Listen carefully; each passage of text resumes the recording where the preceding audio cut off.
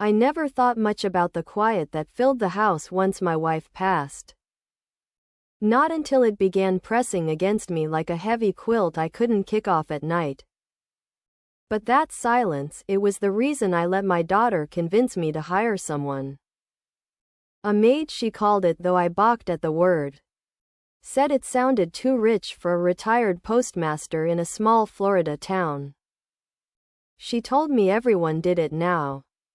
That it wasn't about status but about not letting myself drown in dust and unwashed dishes. So I gave in. I said fine, let them send someone a few mornings a week. Just to keep the house from falling into disrepair like the old men who sat at the VFW with stains on their shirts and yellowed nails, and that was how she came to me. Not like a storm or a grand entrance, just a knock on the side door one Tuesday at 9. The sound sharp against the stillness. I opened it and found her standing there with a bucket in one hand and a rag slung over her shoulder, her hair tied back, dark eyes squinting in the Florida sun. She looked mid-30s. Maybe a little older, and she introduced herself as Mariela, her accent lilting the syllables. Said she came from Tampa originally but her family was Cuban. She spoke fast like she didn't want to waste time, and then she was inside, shoes off, scanning the place like she was already making a plan for what to tackle first. I stood there like an old fool, unsure if I should guide her or hide. The truth was I hadn't had a woman in my house who wasn't family in years, not since Margaret. And watching Mariela bend to wipe a baseboard or push her hair back with the back of her wrist set off a nervous energy in me that I hadn't felt since I was a boy sweeping the steps of the post office just to impress the secretary who used to pass by in heels. I told myself not to be ridiculous. I was 65, widowed, a grandfather. But the house felt different with her in it, not just cleaner but alive. The way she hummed under her breath, Spanish songs I couldn't place. The way she muttered when she found my stack of unopened mail, clucking her tongue like I'd done something shameful.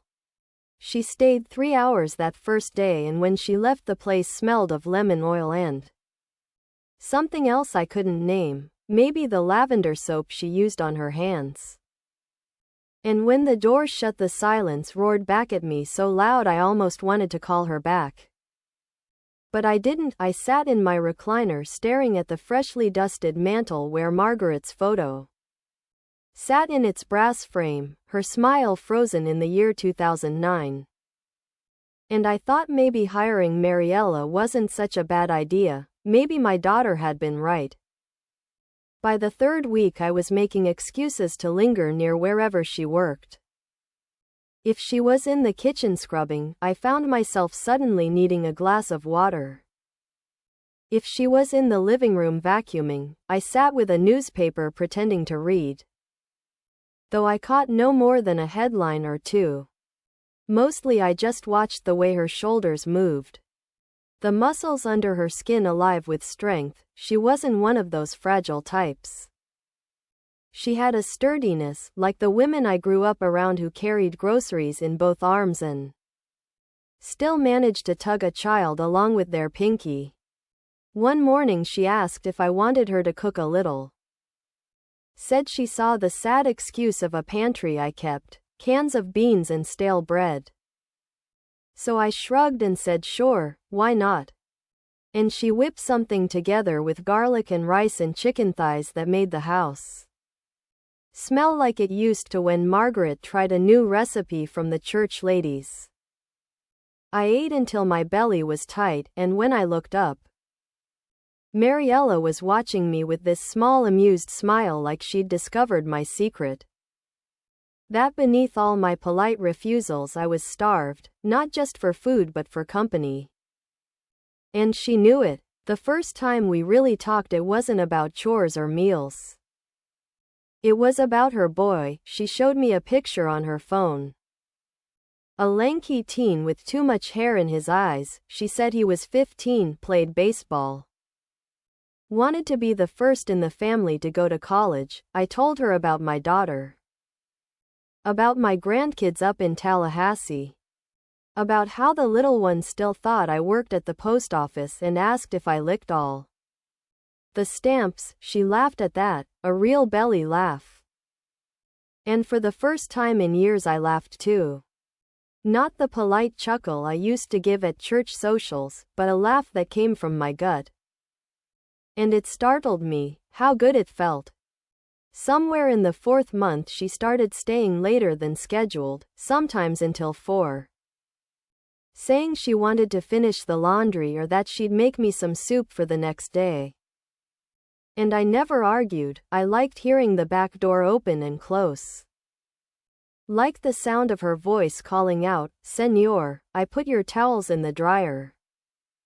Though I told her not to call me Señor, just call me Walter, still she kept on, half teasing, half respectful, and I let her, because it sounded like something I hadn't been called in a long time, like I was still a man worth naming.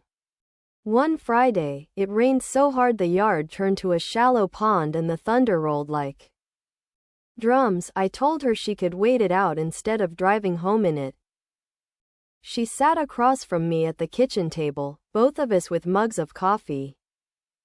And we talked about nothing and everything, about the prices of gas. About how Florida summers were worse than Cuban ones. About how old men like me had a way of hiding loneliness behind routine. She said it gently, not accusing, and I swallowed hard because she'd named the thing I never admitted even to myself, that all my crossword puzzles and walks to the hardware store were just a shield against the quiet. And in that moment, with rain hammering the windows, I felt seen in a way I hadn't in years. When the storm broke and the sun came through, she didn't rush to leave, she lingered. Her fingers drumming the table, her eyes scanning my face like she was deciding something. And I felt that nervous buzz again, that electric hum in my veins. I told myself to stand up, to walk her to the door like a gentleman, but I froze, and she was the one who finally rose.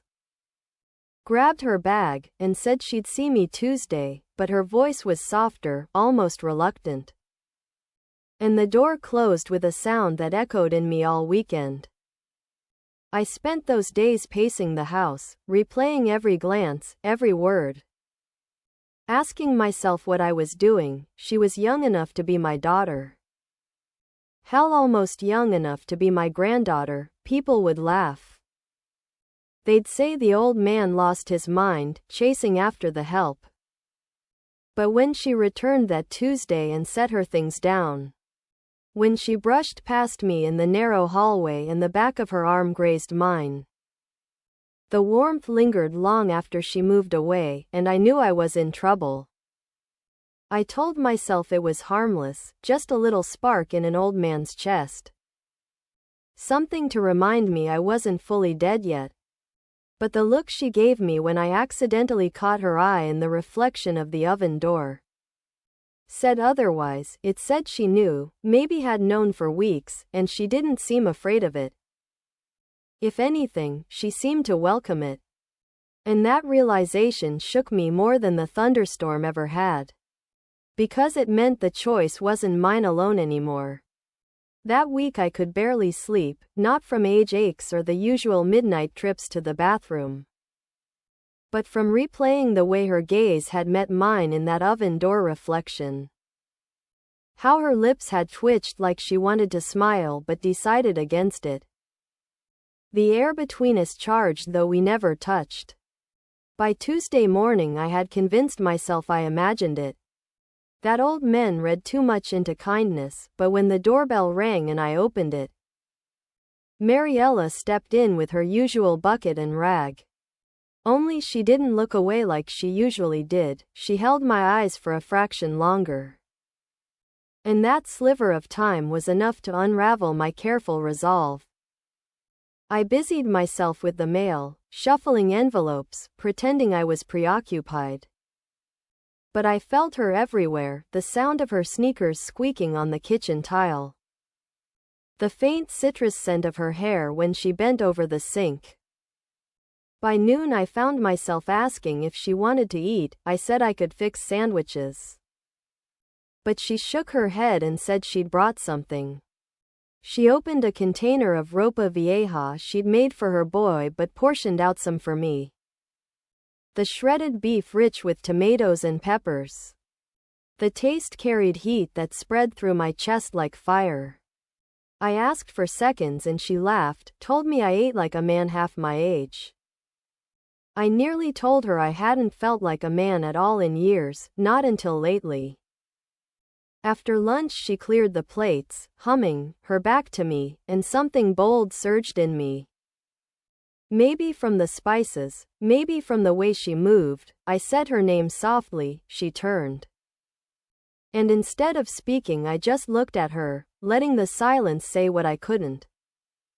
She didn't flinch, didn't laugh, she only set the plates down and crossed her arms, her hip resting against the counter, and asked what it was I wanted to say. I stammered.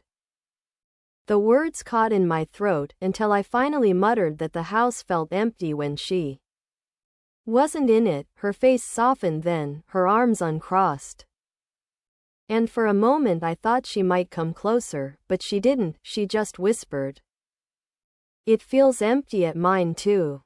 That admission cracked something open in both of us. From then on the rhythm of our days shifted, less maid and employer. More two people orbiting each other with growing gravity. She stayed longer. Sometimes until dusk, and once, when she was folding sheets in my bedroom, she asked if she could put on music. I nodded. And soon the small speaker she carried filled the air with old boleros, her body swaying slightly as she worked. I sat at the edge of the bed pretending to read but really watching the way the fabric moved. With her hips, the lyrics foreign but the meaning clear in her voice as she sang softly. Songs about longing, about choices, about nights that never end. And I thought maybe this was dangerous. That neighbors might talk if they saw her car parked past dark. That my daughter might question why I sounded happier on the phone. But when she turned and caught me watching, she smiled instead of retreating. And I knew we'd already crossed an invisible line. The first physical touch happened not with intention but accident. She was reaching across me to grab the salt from the table, her hand brushed mine. I didn't move away, she didn't either. The pause hung long enough for it to be more than coincidence. And when she finally pulled back, her cheeks flushed, she excused herself to check the laundry. I sat there trembling, my heart thudding like I'd run a mile. Ashamed of the thrill coursing through me, ashamed but alive. Days blurred into weeks, each encounter thick with unsaid things. Until one evening in July the power flickered out during another storm. The house plunged into darkness. I lit a candle and found her standing in the living room. Her face glowing orange, shadows deepening the lines of worry near her eyes. She admitted she hated driving in storms, said she might wait a while. I told her she was welcome to stay. We sat on the couch, the storm rattling the windows. Her arm close enough that the warmth of her skin cut through the humid air. I don't know if it was the thunder or the darkness or just the months of tension. But I reached for her hand, my old fingers rough against hers. And this time she didn't pull away, she held on, firm, as if she'd been waiting. And in that flickering light she leaned her head against my shoulder. The smell of her hair mixing with the wax and rain. My chest ached with something more than fear, something closer to hope. When the lights returned an hour later, she sat up quickly, smoothed her shirt. Said she should go, but her hand lingered on mine a second too long before she left. And when the door closed, I sat there with my palm still warm from her touch, staring at the candle that burned low, knowing nothing would be the same again. The next morning guilt flooded me. Margaret's photo seemed to watch with quiet reproach from the mantel. I told myself I had dishonored her memory, that at my age I should be thinking of endings, not beginnings. But then Mariela arrived with a basket of mangoes from her neighbor and smiled, as if the night before had bound us with a secret, and my resolve melted. We never spoke of it directly, not at first. But everything we did carried the weight of that handclasp, every shared glance, every brush in the hallway, even the way she washed dishes with her sleeves rolled up. Forearms strong and wet became intimate, charged. I felt like a man sneaking through his own life, exhilarated and terrified, caught between loyalty to the past and hunger for the present. One Sunday my daughter came by unexpectedly, bringing the kids. Mariela's cleaning rags still drying on the back porch. My granddaughter asked who they belonged to. I lied, said I'd borrowed them from a neighbor. The lie tasted bitter but necessary. Later that night I sat alone wondering what I was willing to risk, my family's trust, my reputation, maybe even Mariela's livelihood. But then I remembered her head resting against my shoulder, the quiet peace of it. And I knew the answer already, I just didn't want to say it out loud. By August the town heat was unbearable, fans whirring all day. And one afternoon Mariela complained of dizziness, said the sun got her on the way in. I told her to sit, fetched her water, our hands brushed again as I passed the glass. She held my wrist just a second longer than needed, looked me dead in the eye, and whispered, "Walter, you don't have to pretend," then let go. And my whole body shuddered because the pretending had been the only thing keeping me from collapse, and now it was gone, the truth naked between us, trembling like my old hands. After she said those words, "You don't have to pretend," the house grew louder though nothing had changed. The ceiling fan still groaned in its slow circles, the cicadas still shrieked in the yard. Yet everything in me thrummed like a struck chord. I wanted to ask her what exactly she meant, but my throat closed. Instead I nodded like I understood, like I had the courage to face it. But that night I lay awake staring at the cracked ceiling, Margaret's voice echoing in memory. Not scolding, not angry, just there, steady as she'd always been. And I found myself whispering apologies into the dark, as if she lingered somewhere above listening. The next morning when Mariela came I expected distance, maybe guilt would push her back. But instead she acted lighter, humming as she mopped, asking about my garden, teasing me about the crooked tomatoes that bent toward the fence.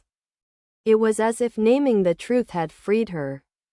While it shackled me with dread and desire all at once, I told myself to end it, to keep things professional, but then she brushed a cobweb from my shoulder with her fingertips, casual as breathing, and my chest constricted.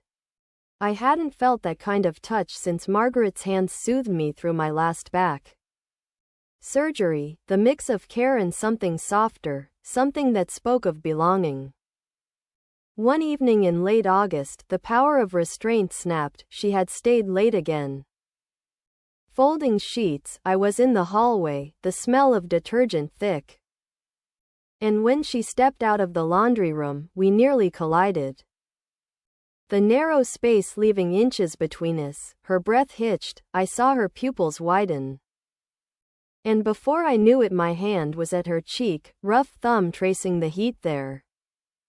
She didn't move away, she leaned in, and our mouths met, clumsy at first, my lips dry, hers tasting faintly of coffee and mint. I half expected her to push me off, to laugh, to scold, but she kissed back, pressing close, her arms slipping around my waist.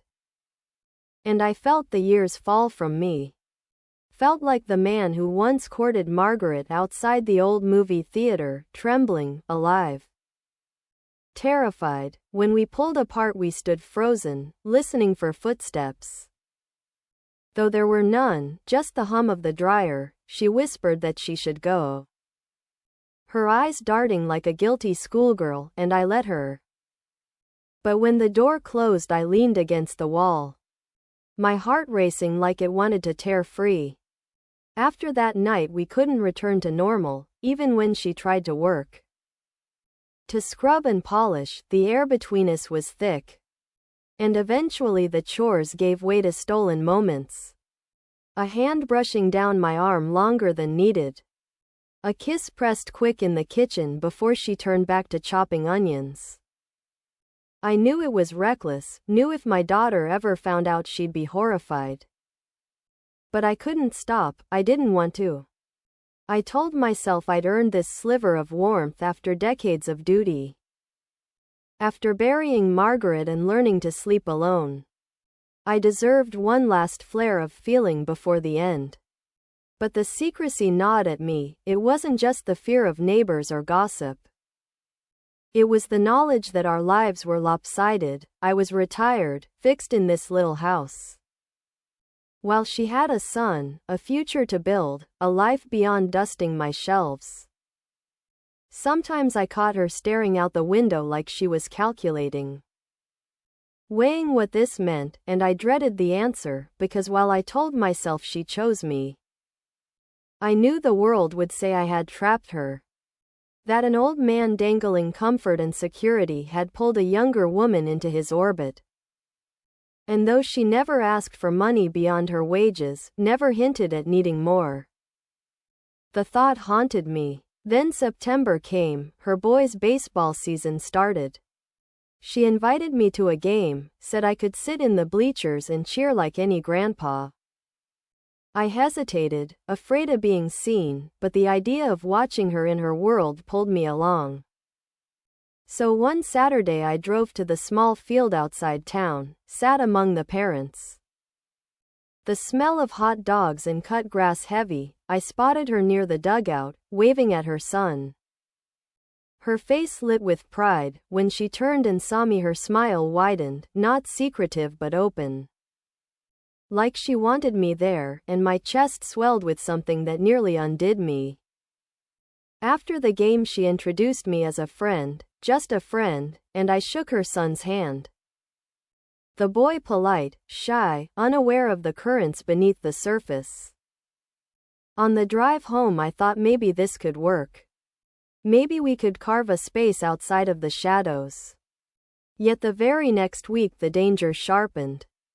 My daughter called saying she might come down for a visit, bring the kids, spend a few nights.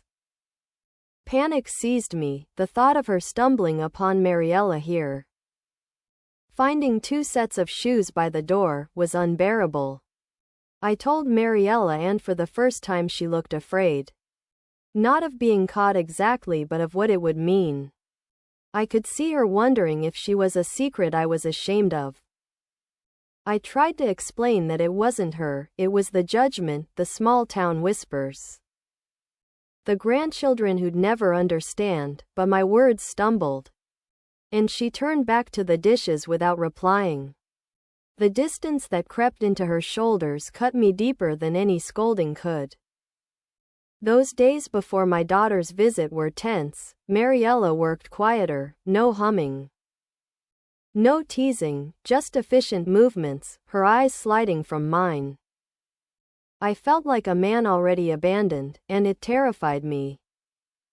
Because for the first time in years I'd allowed myself to hope. And losing that hope so quickly felt cruel. When my daughter finally arrived, suitcases rolling, kids squealing through the halls, I pasted on smiles, poured lemonade, answered questions about my health, but inside I was hollow, aching for the sound of a bucket clattering on the tile, the scent of lavender soap, at night.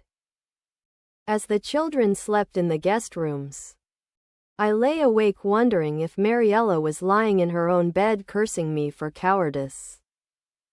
When my daughter left, the house returned to its familiar silence. But it wasn't the same silence as before, it was heavier, like something had been ripped away. I called Mariela, asked if she'd come Tuesday as usual. Her pause was long, but she agreed. When she arrived, she worked without chatter, until finally I couldn't take it. I told her I didn't want her to feel hidden, that if she wanted, I'd tell my daughter. Let the world know. My voice cracked on the words. She turned, eyes glistening, and whispered, "I don't want pity, Walter. I want choice." That stunned me. Because I realized I'd been so wrapped in fear of being judged that I hadn't asked what she wanted, truly wanted, not just in this house but for her life. And that realization landed like a stone in my chest, because if she chose me, it had to be because she saw a future, not because she had nowhere else to turn. And the thought of her choosing me, really choosing me, scared me more than anything else. Because it meant I had something to lose again.